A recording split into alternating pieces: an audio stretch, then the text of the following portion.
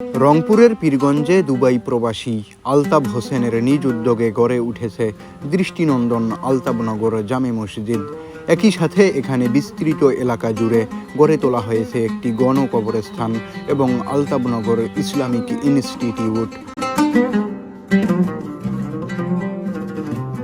মসজিদটির ভিত্তি স্থাপন করা হয় 2020 সালে এবং 2022 সালের 23 ডিসেম্বর এটি আনুষ্ঠানিকভাবে উদ্বোধন করা হয়। প্রায় 14 কোটি টাকা ব্যয়ে নির্মিত 2 তলা এই মসজিদে রয়েছে 128 ফুট উচ্চতার 4টি মিনার এবং 82 ফুট উঁচু একটি গম্বুজ। উপরের তলায় মহিলাদের এবং নিচের তলায় পুরুষদের জন্য ব্যবস্থা রেখে একসাথে প্রায় 2500 মানুষ এখানে নামাজ আদায় করতে পারেন।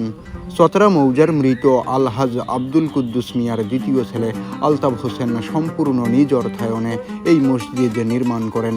নির্মাণের পর থেকেই এর সৌন্দর্য দেখতে প্রতিদিন দূর দূরান্তের বিভিন্ন উপজেলা থেকে মানুষ ভিড় জমাচ্ছেন।